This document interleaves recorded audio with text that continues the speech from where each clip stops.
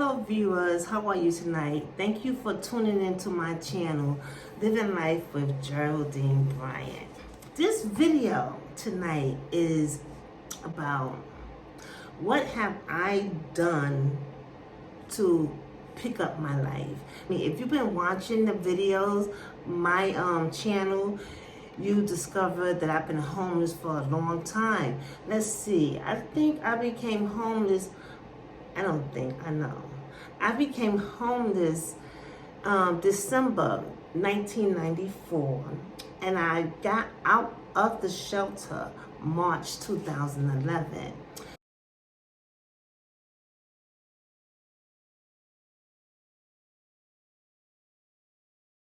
Sometime after 1994, I went into this family shelter.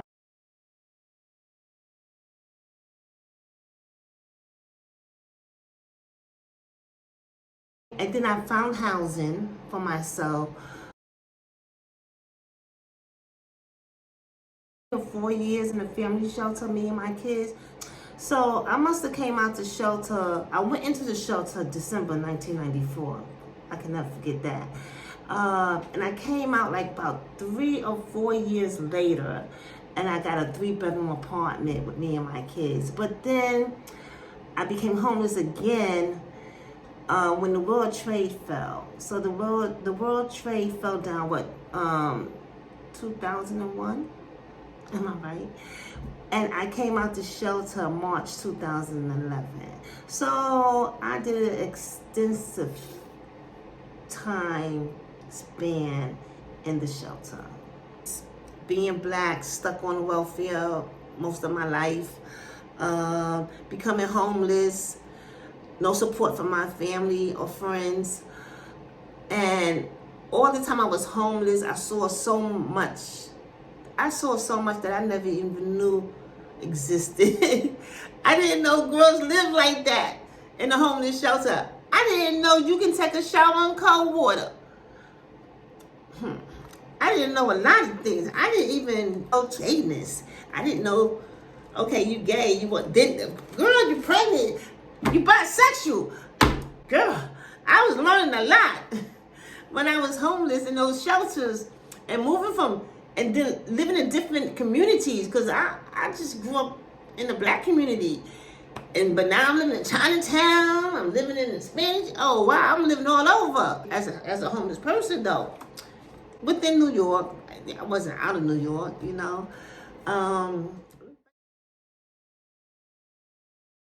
Stop being a mother, to the kids. I mean, I didn't know that all that was gonna happen. I automatically just stopped being a mom. Not by choice. The kid's father did what he wanted to do. I guess he was vindictive. I don't know. I can't speak for him, and I'm not. So, but he was wrong. And we can talk about that in another video, because I have a YouTube channel, so I gotta make it interesting. What have I done to pick up my life? I lost myself. Let me tell you something. In order for me to pick up my life, I needed to be comfortable. And I was not comfortable at all the time I was homeless, with my kids and by myself. I was never comfortable. It was just too much going on. And you cannot live a fulfilled life behind the walls of a shelter system. It's too many women. You don't have no privacy. I didn't have any money. It was very stressful, because you don't have your own place. Now that I came out of the shelter system,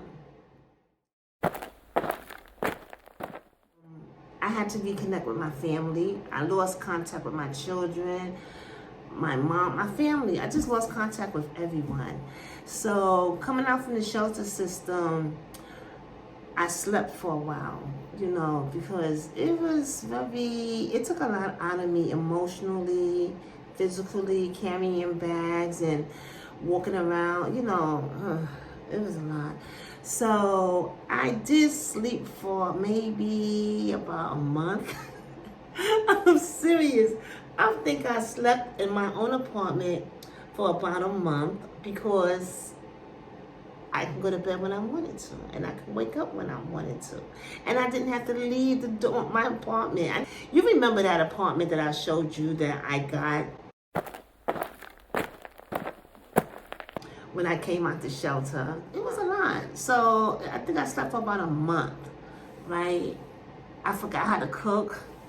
I had to reacquaint myself with cooking. I lost myself. Then after I slept for about a month, I reconnected with my family. And let me tell you something. That wasn't easy at all.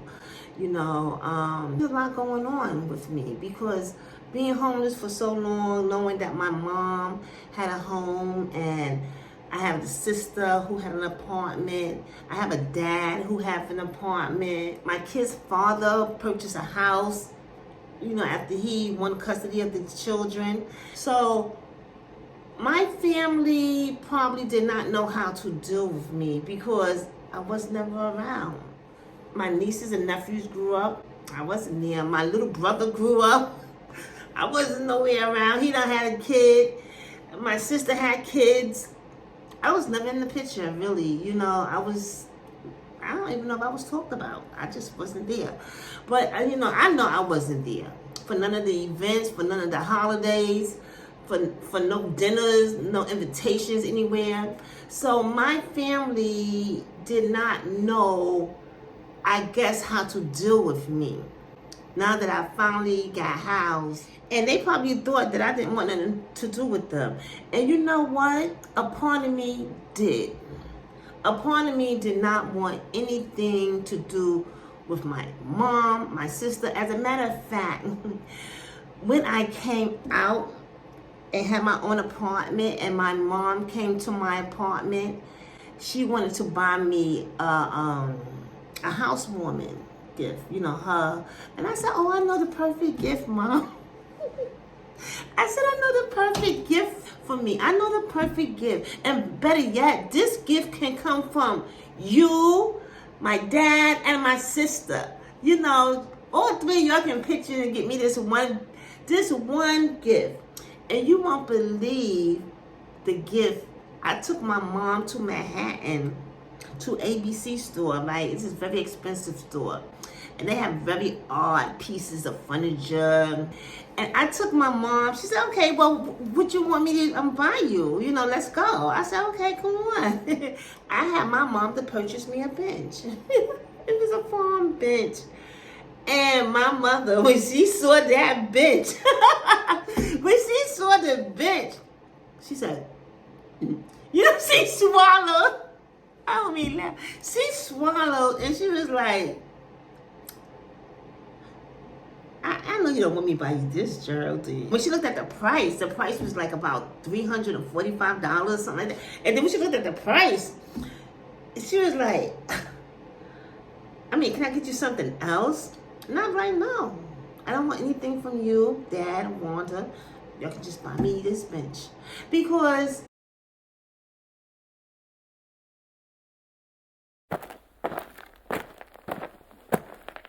I sat on the bench for so long in the parks and all over, in Brooklyn, in Manhattan. I wanted that bench from my family. And I didn't grow up in a family that was dysfunctional. I did not. I had loving parents. I loved my sister. She loved me. I had friends. I had family, aunts, cousins, grandparents, and somehow my family made a serious U-turn and I somehow got pushed out. And my parents saw me go through a lot. I'm not going to just say my mother. I have a father too. They know I've been through a lot. And I think I talked about that in one of my videos about when my mom was with this guy, this man who she married, and I said on the video, I understand now why she didn't leave him. Because She didn't leave because when she saw when I separated from my kid's father and how the courts up here in the United States dogged us in this court system, and then I became homeless, and I said I knew my mother wasn't going to leave this man. And I think if you look at the video, you're going to hear me say that. And I don't blame her, because I did not have no idea that I was going to do so many years in a shelter system. But I did. And when I came out, a part of me was really mad at my family for not allowing me to come to their home for anything, take a shower, dinner, Christmas dinner, Thanksgiving dinner. You know, whew, I was mad. But then I thought about it. I said, you know what? I felt that back then, and I still do feel this way, I felt like those who took me and had me captivated in that shelter system, they was going to come after my family. Because I couldn't get out. And I felt, you know what, my family don't know. They going to come for them too. Because there was a lot of black girls up in the shelter system. And they wasn't trying to get us housing compared to what they do for the immigrants. I don't need to take it off topic, but I honestly felt they was gunning for my family. And that's the only reason.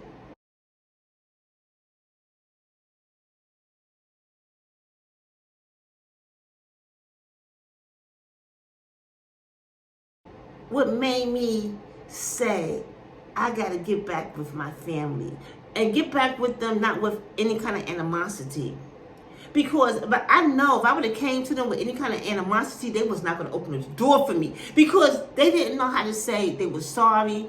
They didn't know what to say to me. I lost the custody of my kids. I look so different. You know, homeless change you. Oh, and I know if I would have came out that shelter, rah, rah, rah, like I can get down, rah, rah, there, Mom, Wanda, they was just going to close the door on my face like they did so many times when I was homeless. And I knew I could not come to them that way. So I came to them in a different way. I came to them smiling, like, yeah, I'm finally out the shelter system. And guess what? Housewarming party. I want to have a housewarming party. Tell everybody come over. See where I finally got a place to live. Like I was saying, I gave a housewarming party. And my mom came, my nieces came, my two nieces came, my cousins came, who else came? My son, but my oldest daughter didn't show up.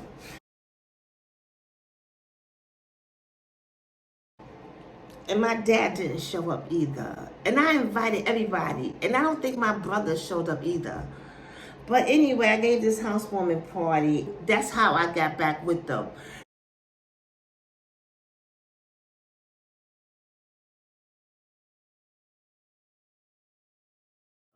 You know, and then I started giving parties. I wanted to always have a party. Not really a party. I wanted always to have a gathering with my family. So then I gave a couple of gatherings. My birthday. Oh, it's my birthday. And you know, it wasn't easy because my kids was mentally destroyed.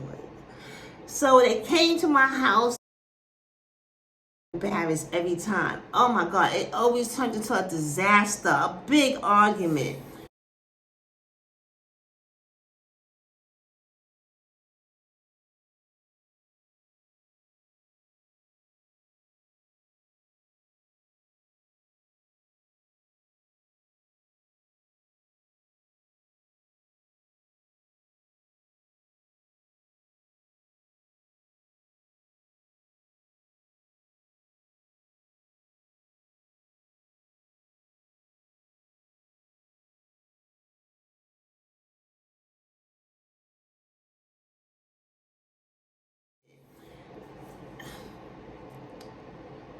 And my mother, she was right there, seeing it. She just, because she didn't say nothing. She couldn't say nothing because she could have helped. But it was a big argument with my kids. Not with my son. It was more with my daughters. It was always especially my oldest daughter. Oh, ooh, that girl was terrible. Anyway, because I was homeless, I realized their life has not been easy. And I was really angry. I was angry to see how my kids turned out. I was angry how I looked and how I turned out. I was angry at my family, but I had to suppress those feelings.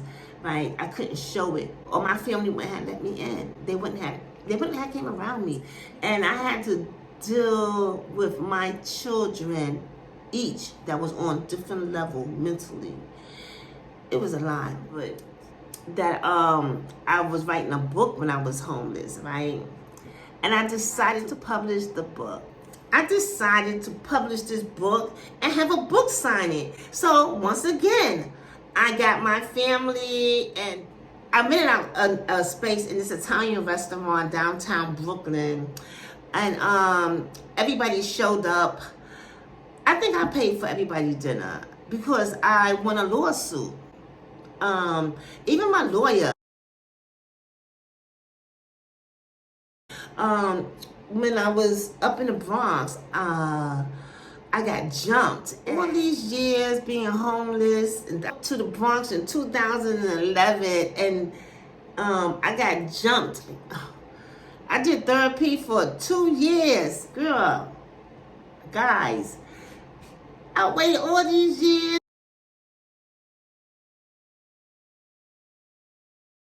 I got messed up. So my neck and my wrists, because I got handcuffed by cops. So I was in therapy. I couldn't even move my arm to, scratch my back. Or it was hard to even pull up my underwear like when I had to pee, So anyway, we talk about that another time because it's videos after videos after videos, right? So I wrote a book. And I invited everybody down for my book signing. So this is the book that I have written. And I told you guys about that. I spoke about that episode, one of my videos. And I know you see the name Tina Bridges down here, right? That's another story by itself. Tina Bridges is me. Because when I wrote this book, and as it almost got published, the publishing company wouldn't put my name to the book. So they asked me to do a pen name. And I chose the name Tina Bridges, and the book came out. So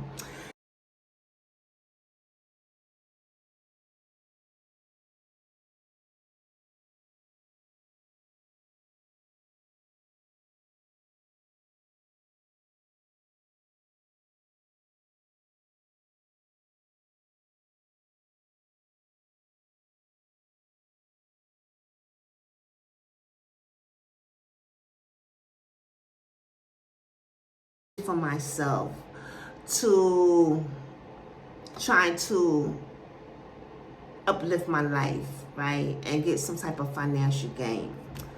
Another thing that I did for myself was I started a company. I started a company for myself.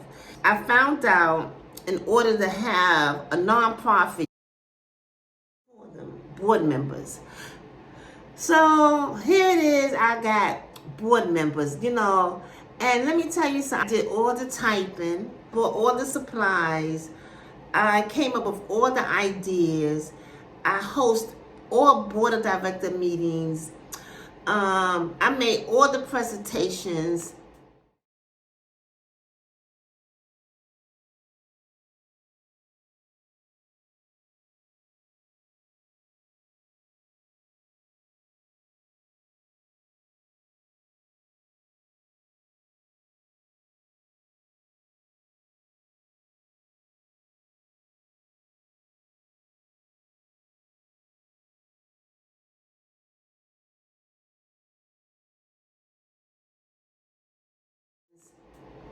I came up with all the topics, right? And I sat down and I actually formulated a business from the bottom up that made sense, if I'm making sense to you.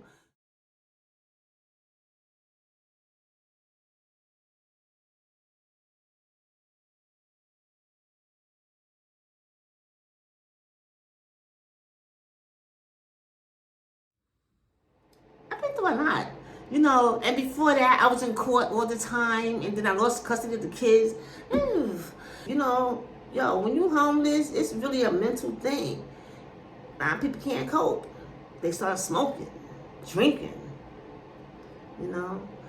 I was always quiet, but then I changed when I came out from the shelter. I guess all that quietness I had in me, whoa, it just came out. And when I came out from the shelter, oh, you heard me, and blah, blah, blah, blah. Boy, I was going at it. Ooh, I had a lot to say. We make up the businesses for these people to have. That's how I see it. Because it's a shelter system, a business. And if somebody's in the shelter system for a long time, somebody getting the money, Department of Homeless Services, right? Isn't jail a system? Somebody getting money for housing all those inmates in that jail cell. It's business. You got parole officers. You got the cafeteria. Come on. You got the guards. You got the guards in the shelter. Come on. It's a business. And it's kind of wrong to get trapped up just so someone can have income. For me, it was damage. It did complete damage. For me, I'm just talking for me. I didn't want to see nobody.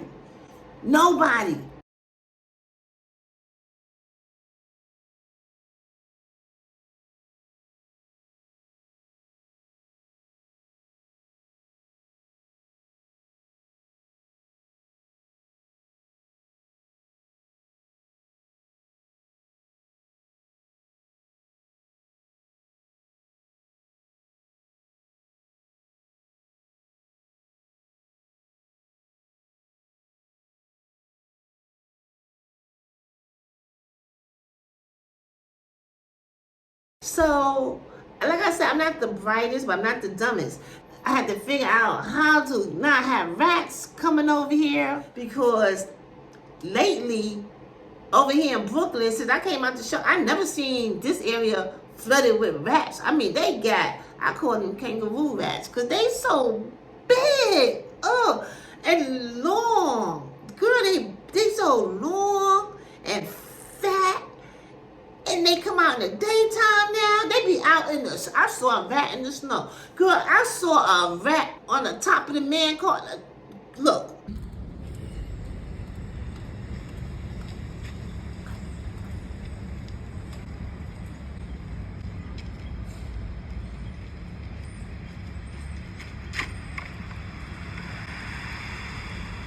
I haven't got my glasses on.